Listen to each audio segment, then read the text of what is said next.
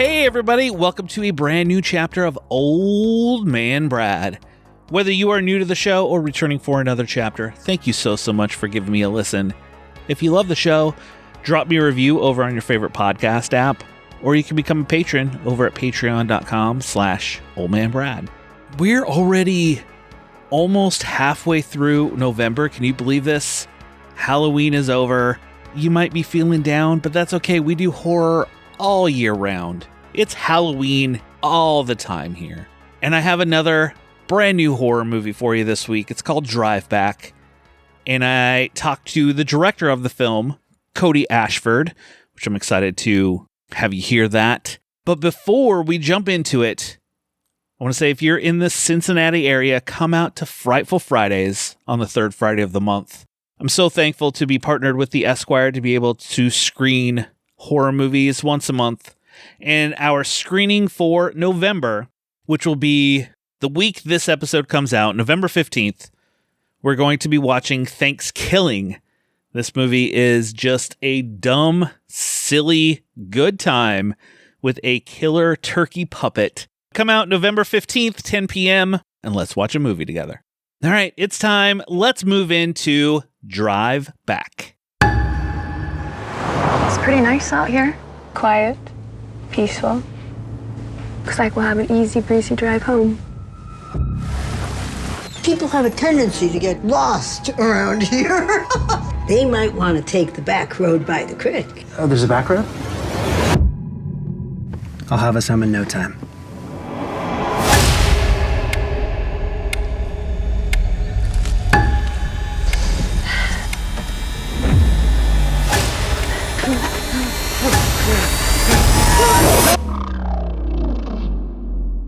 Looks like we'll have an easy breezy drive home.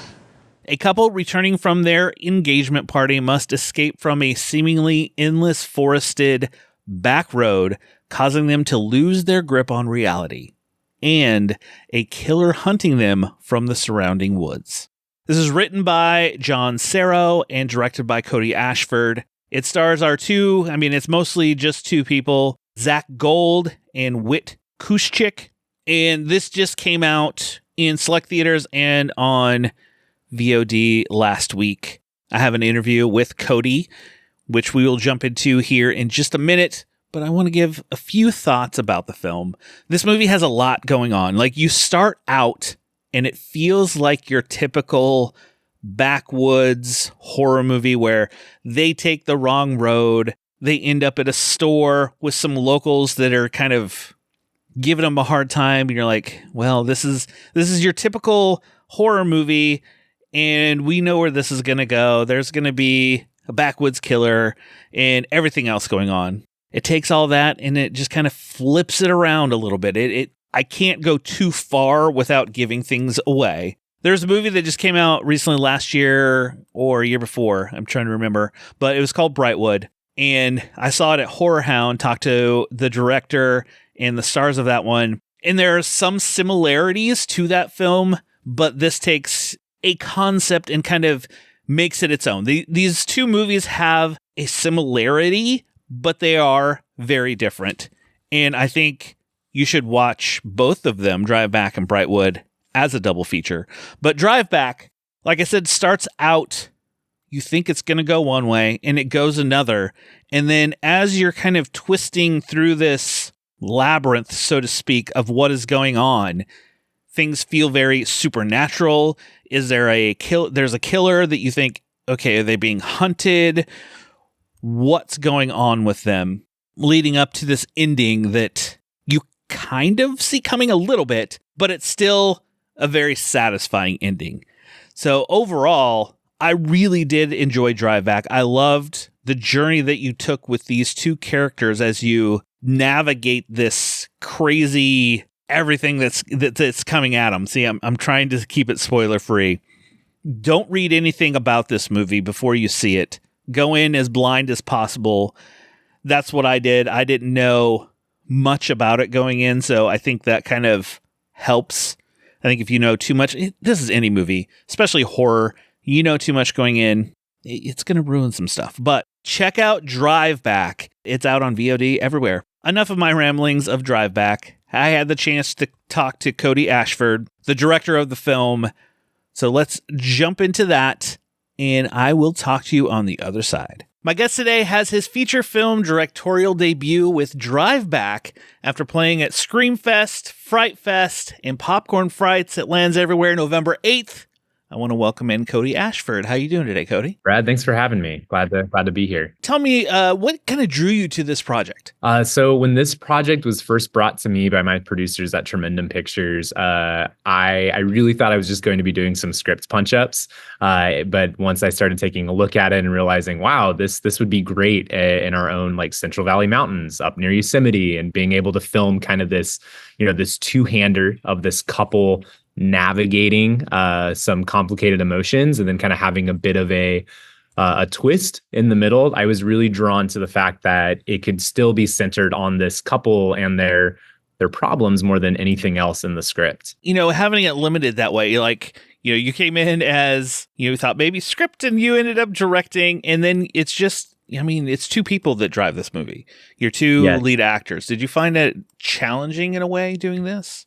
I think honestly, that's what made me so excited to do that. I come from a theater background, both as a performer, but as a theatrical director. And so really getting to do something that was a lot of people talking and navigating and having these complex emotions, but having kind of like a limited scope and set and scale.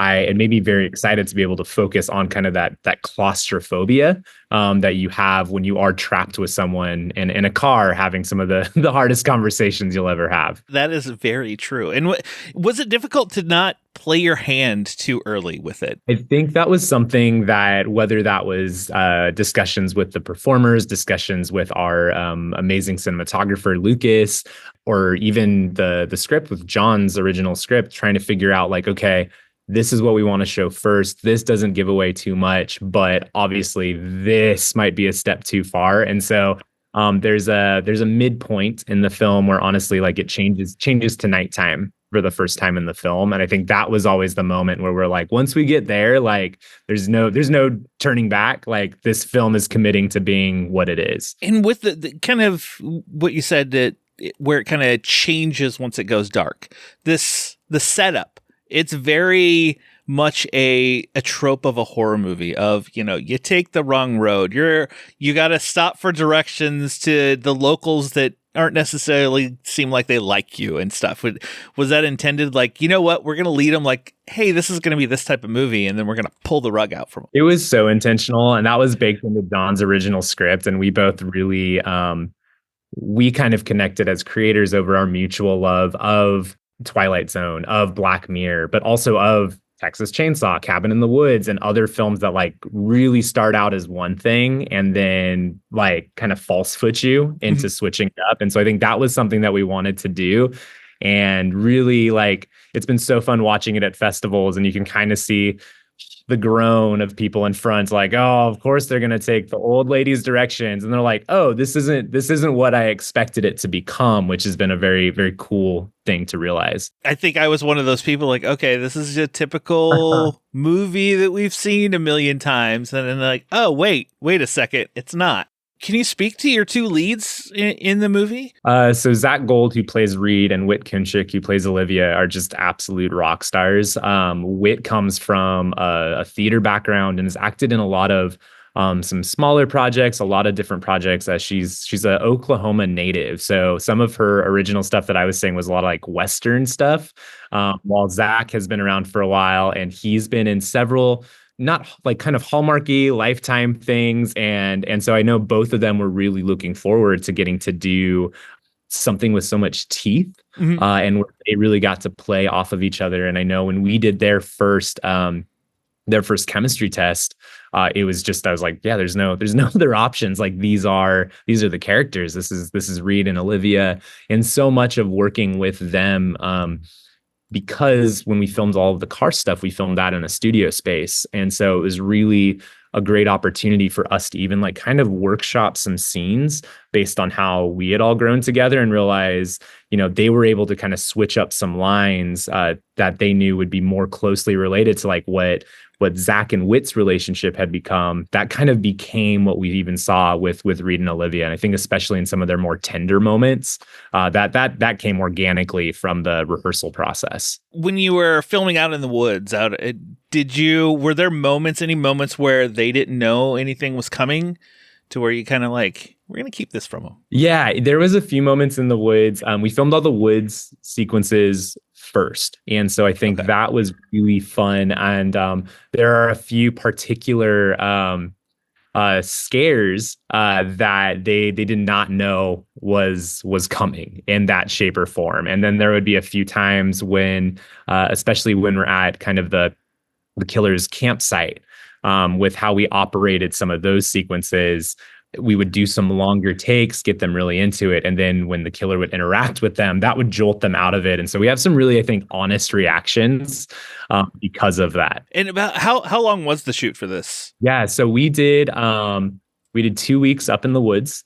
And we actually got cut short by a few days because an early winter came back in 2022. And so we had 2 weeks up in the woods. So about 10 days there. And then we had a week in the studio and at the gas station and the engagement party. So about 15. And then we had about on and off 5 days of pickups throughout. So it's about a 20 to 22 day shoot spread out over about 6 months. Wow. Okay. You said earlier how you kind of had influences of Twilight Zone and other said things with that. Did you have any other kind of, as you were crafting it, any other influences? I was not allowed to watch horror films when I was, 12 to 14, like formative horror age. And so I, of course, went to my friend's house and would watch everything they had. Like that would be my sneak. And so I'm definitely from like the era of Jeepers Creepers, Wrong Turn, Triangle, even like The Grudge and stuff like The Boogeyman, all of these things that I was like, I loved how all of these horror films from that era and kind of like the late 90s, early 2000s were one, very, very practical, but also always about something else. Like it wasn't just about a monster in the woods, and it wasn't just about one person's, trauma. We saw a lot of different characters going through something like emotionally and internally. And I think that was something that we were really channeling or trying to. The original Silent Hill, I know, is like a big influence as well. Both the video games, Lucas, my DP, and I were we were both big time gamers. So we're constantly referencing like, oops, my lights turned off. Like, what if it was like Silent Hill or Majora's Mask and stuff like that? I know before you said there was studio, time with your two leads to be able to work on some things with those characters, because there's some history that these characters have. Did either of them or is there any like personal stories that you brought to any of these characters? Yeah, I think that was a conversation that the three of us had really early on. Part of our rehearsal process was like, okay, what is the worst breakup you've ever had? Like which end of this have you been on? And I think we were all able to find kind of some common ground of the hurts of youth and of some of those things that happen. And I know even just with John at the beginning, the writer, talking with him and being like, he's like, yeah, like this is coming from a breakup. And I'm like, I once broke up with a girl when we were driving in a car from like on a big road trip. And then I'm like, why did I do that midway through? And then we still had to drive in the car together. And so I feel like that was really one of the big pieces that I was borrowing from, where I was like that pain of like, and after that first Band-Aid gets ripped off, and whether you're in a positive relationship or one that is a bit more right with conflict, like once you start having those types of conversations and feelings, like other stuff comes out. And it's not about, hey, we were supposed to turn up here in the road, why did you go this way? It ends up being like, hey, did you tell my dad that you don't believe in what I'm doing? Like it ends up feeling about all those. So I think the three of us, with Reed and Olivia, as we were crafting those characters, they were able to pool a lot of like, there's one conversation in particular where all three of us were like, we've had a version of that talk with a partner. And we've been on both sides of that talk. So I think there was a lot of that going into it. Cody, I want to thank you so much for chatting with me today. Where can people kind of like follow along to you to keep up with not only Drive Back, but whatever you have kind of coming after this. Yeah, so I'm on Instagram at Kodash27. I'm there and pretty active on there. You can see a lot of great cat and dog photos and a lot of late night writing photos. That's probably the easiest place to find me. Well, thank you again for chatting with me. I wish you all the best with Drive Back. Everybody should go check it out. And it's not going to be your typical horror movie. Give it some time. Thanks for checking it out. I really appreciate it.